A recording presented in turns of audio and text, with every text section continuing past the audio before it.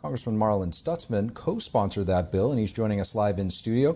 Congressman, great to have you with us. Thanks, Steve. Great to be with you. Congressman, I want to start with your reaction to the Fed's decision yesterday. What kind of impact do you think it might have across the country? And what do you make of the timing? Is it too little? Is it too late? Or just in time?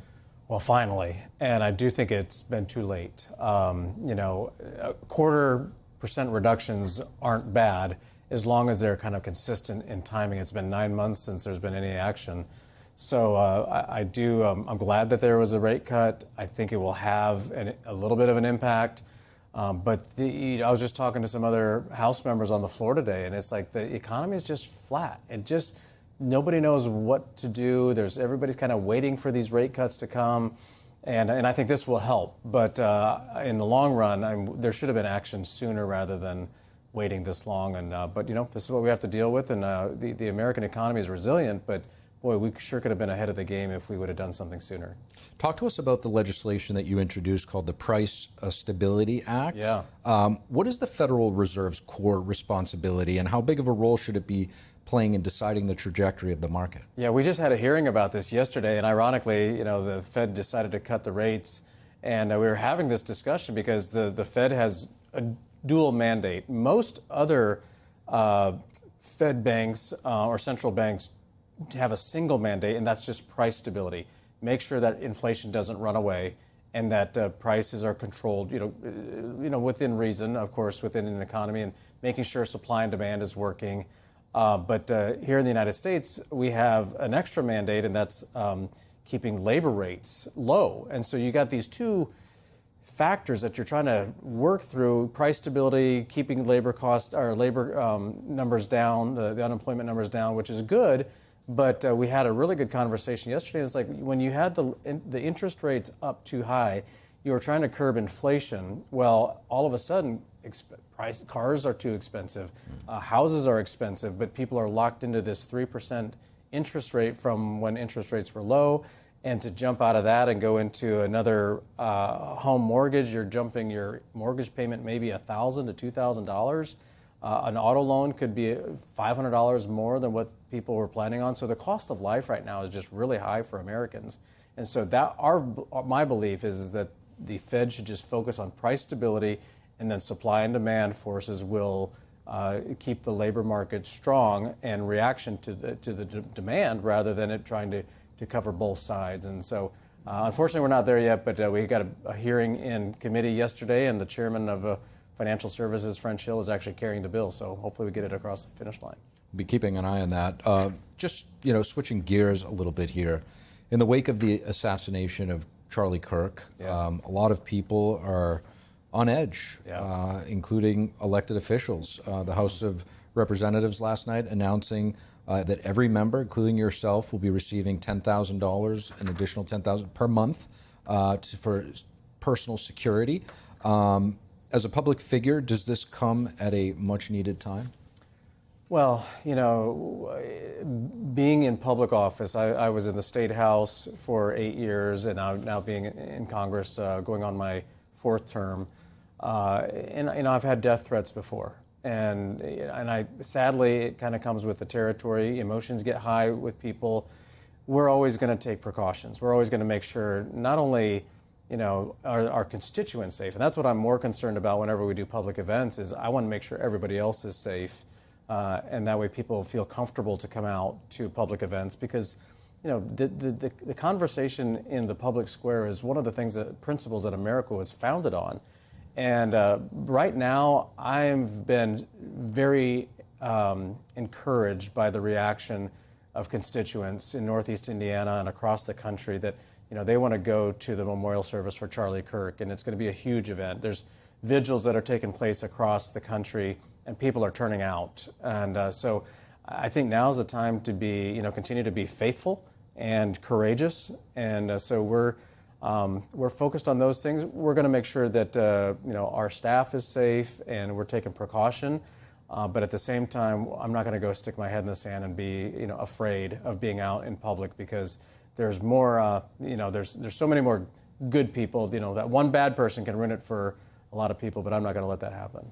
Congressman, you mentioned Charlie Kirk's memorial service on Sunday. There was also a vigil that you guys had, the speaker up on Capitol Hill, and only about 5% of the Democrat caucus showed up. Yeah.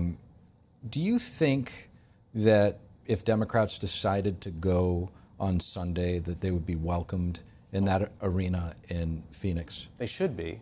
Absolutely should be. In fact, even Bernie Sanders made some comments that I applauded. He said that any sort of political violence is cowardly, but they should be. This should be a bipartisan issue.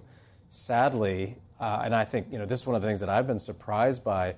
Obviously, the assassination of Charlie Kirk is just sheer shock. But what also is sad to me is the reaction by so many people, and maybe it's the online thing.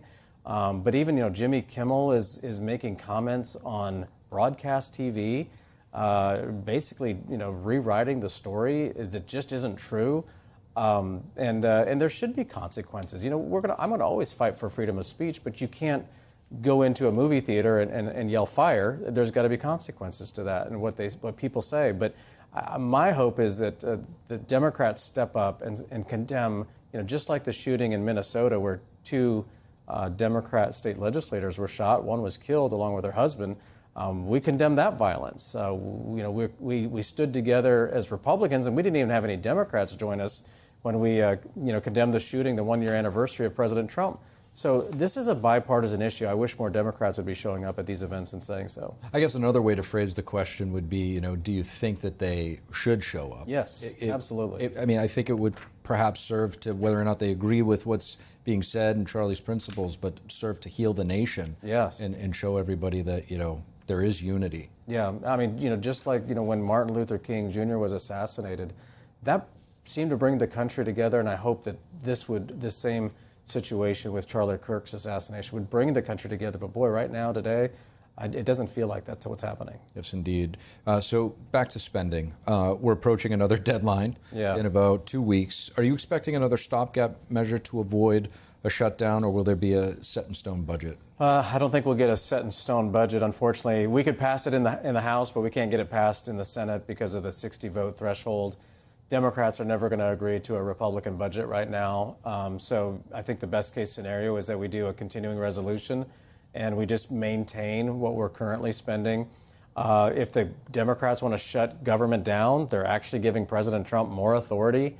The president would gladly take that, I'm sure, and cut spending even more. The DOJ team, the administration, Russ Vought down at OMB, they're all finding ways to cut spending in government, which we desperately need. $37 trillion of debt is the greater threat to America.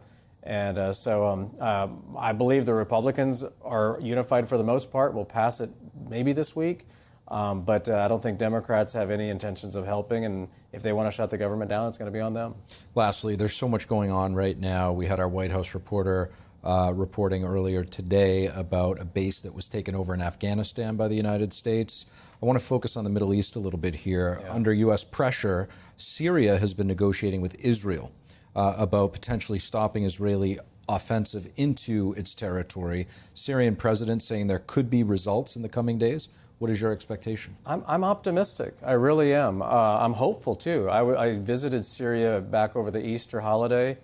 And, Syria is very diverse. You have, Alawite, Kurds, Druze, Christian, Muslim, Bedouin. There's a lot of different heritages there. It's very tribal, but I think this is an opportunity for them to really unify the country. And if President al-Shara can do that, his legacy would be tremendous. But, he has a very checkered past, came out of al-Qaeda and HTS, part of some of the terrorist organizations. But, Russia is basically out of Syria. They had always supported Assad before. They're gone. He has no interest in working with the Chinese. The United States is, we're willing to support Syria because we want to support the Syrian people. They've been under oppression for the last 60 years. But there has to be some benchmarks that the new government meets for there to be a strong U.S. support. I think it's there as long as they take the proper steps. And there is good conversations going between Israel and Syria, which is very surprising. I mean, a year ago, Assad was still in power, murdering his own people. And here we are today, that there may actually be a normalization of relationships between Syria and Israel. Do you think any of that speaks to the diplomacy efforts from President Trump when in Saudi Arabia, speaking there with the Crown Prince and sort of bridging and introducing him to the Syrian leader? Yeah, I've said it over and over. President Trump is the strongest diplomat, strongest negotiator the United States has had since Ronald Reagan. And President Trump has lifted the sanctions on Syria, wants to give the Syrian people a chance. You know, while I was there, you know, there's no credit system. It's just a cash system. Young guys are out on the streets with gas cans, filling up cars with gas for cash. I mean, the economy is in shambles. But I tell you what, they're so optimistic and hopeful right now that they can build a new Syria, and that's exciting. I mean, the impact that they could have from tourism. You know, Damascus is like the second holy city to Christians.